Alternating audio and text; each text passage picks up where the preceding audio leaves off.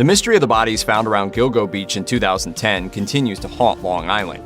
What's the real reason the Long Island serial killer murders remain unsolved? Here's a roundup of the key facts of the case. The mystery of the Long Island serial killer first came to light in an unexpected fashion.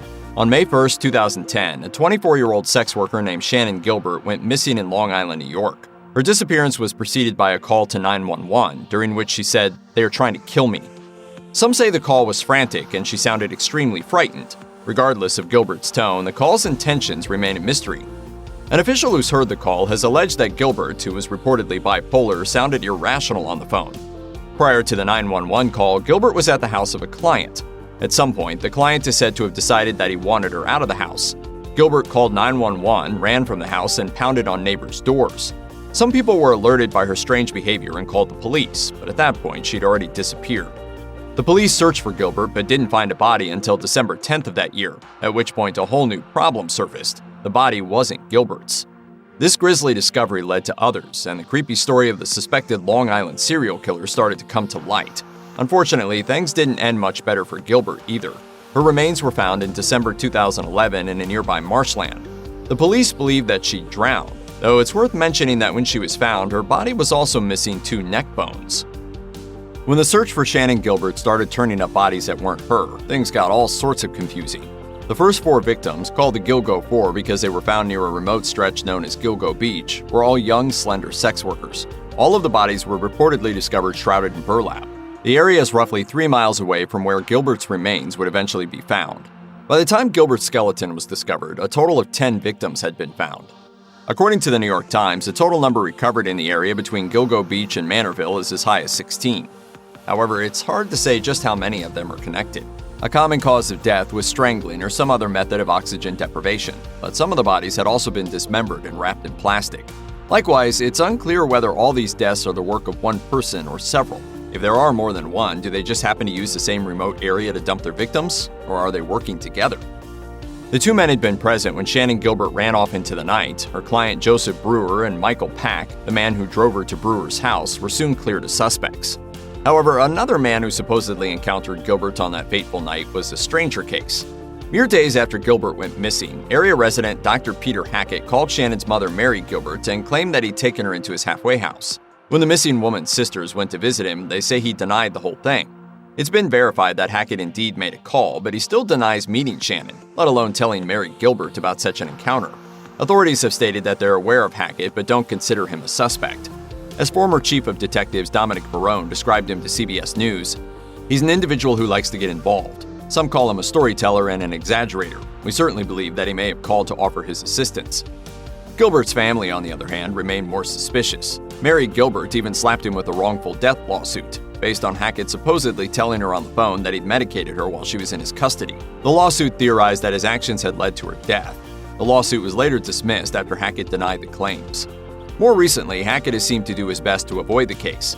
In one incident, a Crime Watch Daily camera crew confronted him, and he dodged the situation by collapsing on the ground and insinuating that his defibrillator was giving him chest pains. What about all the other girls?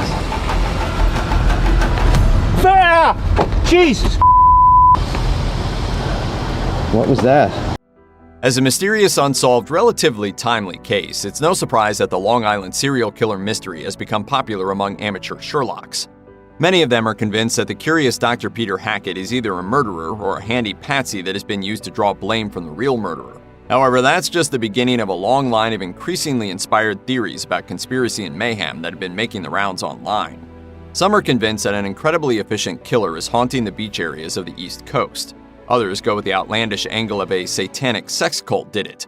The case is so mysterious that a single Reddit thread can yield theories that range from a BTK-type serial killer who varies his methods, to a deadly drug addict whose efficiency as a killer depends on what he happens to have in his system. The media, of course, has occasionally gotten in on the action. At one point, Newsday suspected an already convicted serial killer named Joel Rifkin of some of the Long Island serial killer murders. Rifkin adamantly denied these claims and offered some theories of his own. Speculating about people who might be able to dump bodies in the area unnoticed, he told Newsday, "My guess is it would be someone like a landscaper, contractor, or a fisherman." A very peculiar aspect of the Long Island serial killer mystery has been the detached way the Suffolk Police reportedly handled the volatile case. Shannon Gilbert's family had serious trouble getting the authorities to treat her as a missing person. And although several bodies had already turned up by the time her remains were discovered in December 2011, they seemed to actually wind the investigation down after that. They went as far as calling off all collaboration with the FBI and other potentially helpful institutions, seeming to let the case linger in a strange investigative limbo for years. It's been reported that local police higher-ups have avoided bringing up the case, and that the police in general have seemed to drag their feet and even show contempt toward the victims. One detective has even stated that the fact that the victims were only sex workers is a consolation. We're celebrating the lives of the girls and just want everybody to know that, these girls, they were mothers, daughters, sisters, aunts, cousins.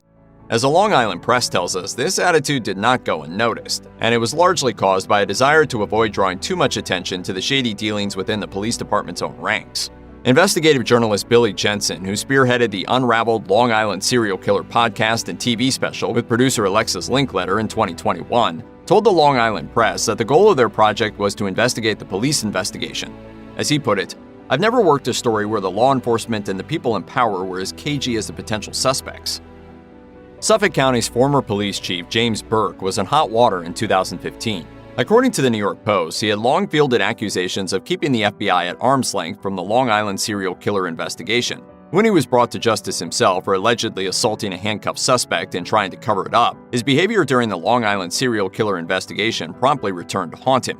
According to Pix 11, an attorney for Shannon Gilbert's family, John Ray, came forward with a sworn statement from a sex worker who said that she'd witnessed Burke use drugs and party with sex workers on 2 occasions, at least one of which took place in 2011, which means he was doing this while the Long Island serial killer investigation was taking place in the Oak Beach neighborhood where Gilbert was found. Burke ended up resigning from his position over the scandal.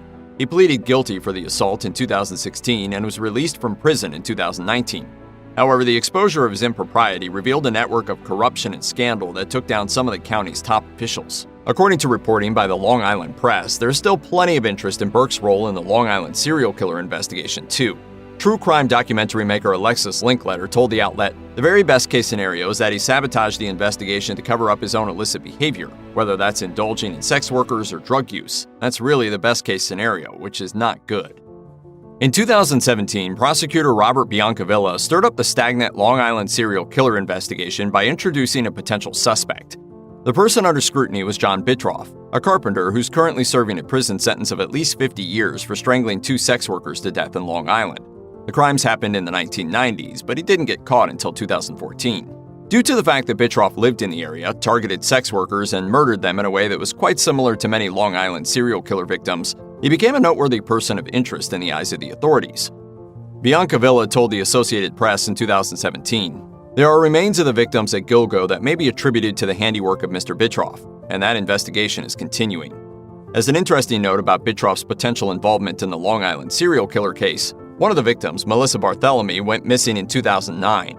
Her case is notorious for the number of nasty calls her little sister received from Melissa's phone, presumably from the killer. The unknown killer used her cell phone to make a taunting call from Penn Station. Is this Melissa's little sister?